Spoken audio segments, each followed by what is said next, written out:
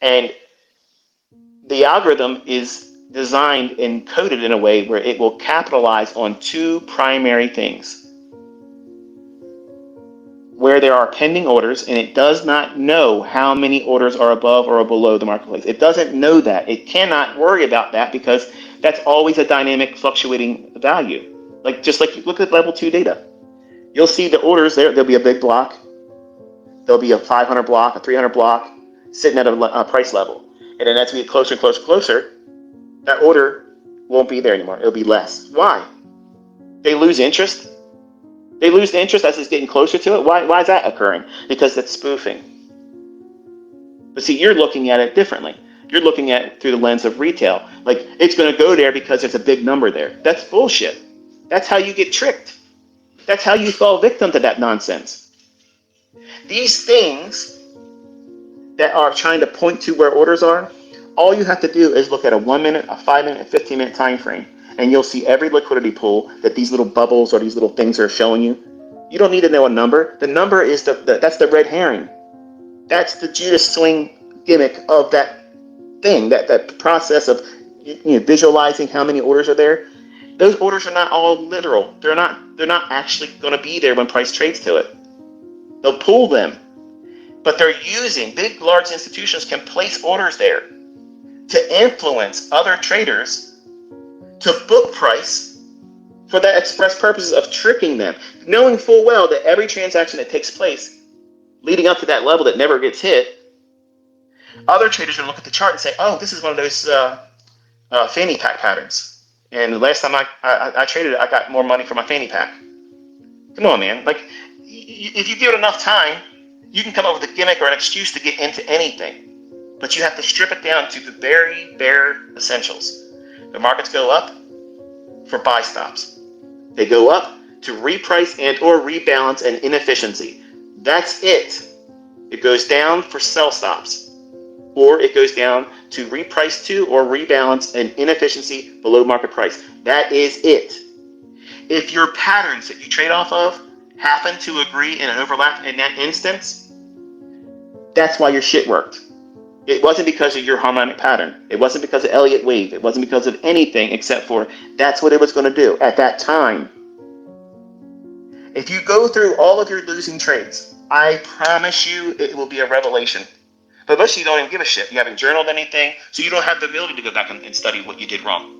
But the ones that have, go back and look at where your losing trades occurred. And then look at what I teach, and you're going to see mine standing in front of your trade.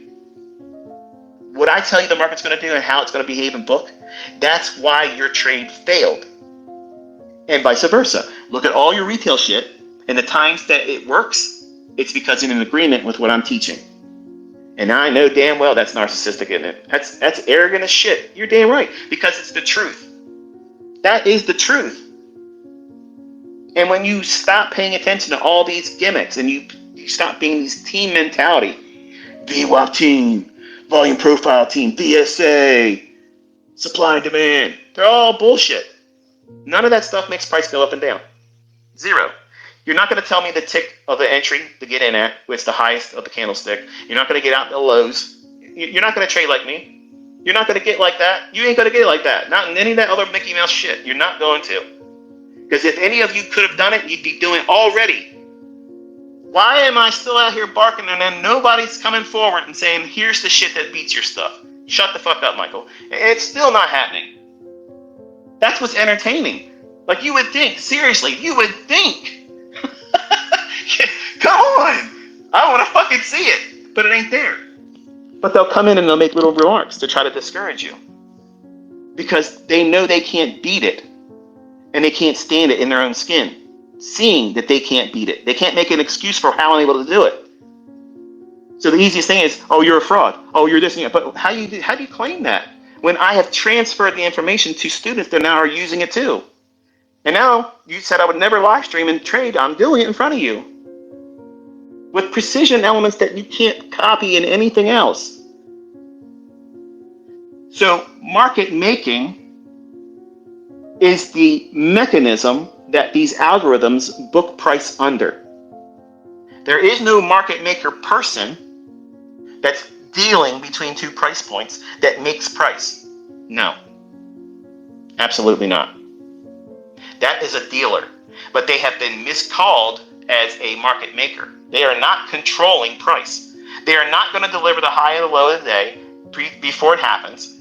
They're not going to give you the logic. And every single one of the people that used to be called market makers in the financial world that are now students of mine, they all collectively said the same thing. They had no idea what the fuck price was doing. They just were dealing at that price at that given time. So they were providing a pairing of orders coming together, and there it is. That's not market making. You're dealing. You're dealing in a price feed that everybody else is dealing with. You're not creating that feed. You're not changing it when it's going to keep going up to a buy-side liquidity. You're not changing its direction when it's going to go down to a sell-side delivery. You're not doing anything except for doing a transaction like anybody else is at that given time when we place a trade. So when you hear this stuff, and you think, oh, well, the market maker does this. Well, the market maker's role is to be delta neutral. Yeah, dealer is. That's the dealer's job. That's not a market maker. A market maker is delivering the whole fucking range, the high and the low. And they are not going to let it go outside of that high and low unless it benefits them. And that's manual intervention. That's FOMC, it's non-farm payroll, it's CPI, it's PPI. When they go in and they know they want to disrupt as much as they can, because they're doing one of two things. They're breaking the initial sentiment going into that market release, some kind of news driver.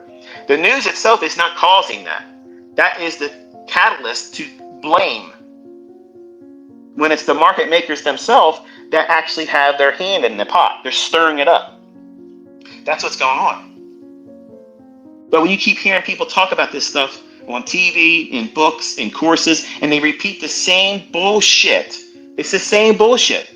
If you never look at it like I'm teaching you, you'll never see it. But once you start studying it this way, you'll see everything else is absolute grade A bullshit.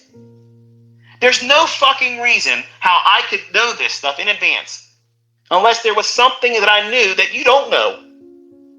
Nobody gets this fucking lucky. Nobody gets this fucking close to perfect. Nobody can know the future like I'm fucking proving in live stream, in advanced commentary, one-sided commentary, very specific price levels. It's going to go to this liquidity next. Boom. Set your fucking watch. It's going to happen. Come on. And you guys are still, some of you sitting out on the sidelines, holding on to your bullshit little mechanisms, your little gimmicks. Because you don't want to switch to Team ICT. Fuck Team ICT. There's no Team ICT. You're not on my fucking team. I'm a one-man fucking army. All of you just want to learn what I do. And that's all I'm asking you to do is investigate it, look at it, test it. If you don't like it, you can't do it, then do what you're doing now or go do something else. But really put an effort into seeing it, testing it. The things I tell you, look for it. And once you start seeing it, you're going to be like, man, my stuff's saying this is a buy right now, but this guy said if this is going into the marketplace, it's probably going to go the other way. And now you're in a conundrum, aren't you? Do you stick with your program that maybe is 50% right? And now you have the wrestling match between what I taught and you have an awareness of. If you take that next trade and you lose, you're a convert. I've convinced you at that moment. But the weak-minded ones will still want to wrestle, and then you'll troll me. That's what every one of my trolls that turned student, that was the same thing they did all the time. When they started implementing what it is I teach, and they were still trying to trade their shit, and when mine was saying it was going to do something that was opposed to them, they took the trade. And when they lost, they hated me more. They fucking hated me more. They're like, man, this motherfucker, and they would troll me harder until they kept seeing that when I was teaching the concepts that caused the market to go up really, and their pattern bullshit, their Elliott wave bullshit, their whatever the hell Mickey Mouse shit is, was failing up against it, they finally broke down and sent me emails. Said, listen, I gotta be honest with you, man. This is I didn't want to believe it in the beginning, but man, what the fuck, right? And now they're really good students. They don't blow smoke up my ass. They don't cheerlead me in public. They don't lift me up and glaze me all up on social media. I don't want none of you doing that. That's not what this is about. This is about teaching you what really goes on, how to anticipate it in price action, and remove all of the confusion about what it is you're looking for and when it's going to occur. Like how else could you improve upon this? Not that I'm not going to, because I am, but if you can time when you're going to do something, you know, inside of a 20-minute interval, when you're going to do something, and then you have a higher time frame directional bias that tells you it's most likely going to book here. Why? Because smart money holds positions longer than just a couple seconds or a couple minutes. But there are high frequency trading algorithms that fire in and out all day long that capitalize on that. It's not just institutions and retail traders. There is a entity that is always in the marketplace, always buying and selling all day long, up, down, up, down, up, down. In every consolidation, they're buying and selling in that too. There's always volume coming through the marketplace, always. And just like you hear these things called dark pools. Well, there is an entity of smart money trading that they are not on the exchanges like you think they are. And it's something I can't point to it, and I can't talk more about it than what I just said there. Just know that this isn't the only circus in town. Let's say it that way, okay? And they have a vested interest in controlling the outcome. And that's pretty much all I'm going to say about it. But you can see these things happening every single day. If you're looking for it, you'll see it. If you've never been introduced to it, you'll never imagine that it's like this. You'll think it's just random price action. Oh, well, my system didn't work today, so I'm glad I got a good stop management and didn't over leverage. Because, price is random. That's how they tell themselves. They tell them that because it consoles their doubts about what their next trade's going to be like. And the ones that are really good at money management, they don't care what the outcome of the next trade is, because they know as long as they're managing their money correctly, they could be 30% wrong. 30% right and 70% wrong in what they do and still be profitable. Much like a poker player. If you watch these professional poker players, count how many times, keep a running tab, get a little notepad. This is the things I used to do. I would write down their names, and then every time they had a winning hand, I'd put a check mark next to them until that table was finished, and they went to the next table. How many losing hands did they have versus their winning hands? And it's surprising. They only had very few winning hands, but they lost. Most hands are folded, majority of the time. Study it and see. So what are they doing? They're managing their money. They don't have control over the cards. They don't have control of the other people's decision making. They have control over their money. When you're trading, you could flip a coin. If it's heads, you're going to buy. Tails, you're going to sell short. If it's a Monday, you're going to only buy the morning session. If it's a Tuesday, you're only going to buy the afternoon session. And you put these filters in. And you never risk more than 0.5%. At the end of the year, you can be profitable. Figure that out. You're holding for the daily range, by the way. That's the other part of it. It's the same mechanism that's being seen in poker. It's the same mechanism that's done in anything, that if you give yourself enough time for the circumstance to pan out, whereas in this case, the daily range, creating the higher high and closing on the high when you're bullish, or lower low and close on the low when you're bearish, if you put yourself in those days appropriately and just hold on to it, don't jam your stop loss up, try to strangle the trade, you are in a position to capture the lion's portion of the day. And you'll capitalize what that algorithm is going to do for that daily candlestick when it books the low and the high of the day. I'm telling you the times that it's going to create those instances. The low of the day is in the first 60 minutes for stock indices. The high is formed going into 2:50 to 4 p.m. all Eastern time, okay? New York local time. So if you're bullish, you can try to nail down the low, and you'll probably lose trying to do that, because you're going to try to capture the very low. And over time, you'll realize that, okay, what happens? Just wait for it to actually be there, and then trade it on the next discount array. What you'll be doing is you're going to be buying the low risk entry of the market maker buy model. Yeah, so let smart money have that smart money reversal. I'll be down there. But when you see that next fair value gap or institutional order flow entry drill or inversion fair value gap to trade off of, or order block, bullish one, that could be your entry mechanism for the low risk entry.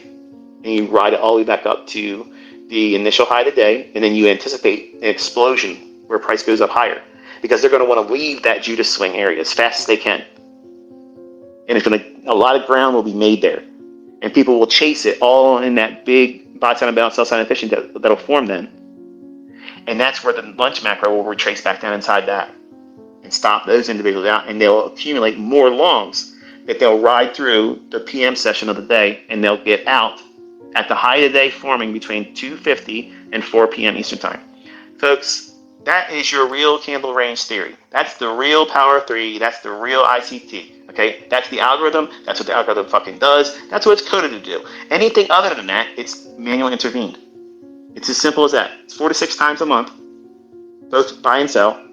Don't take my word for it. Go through the fucking charts and you'll see it.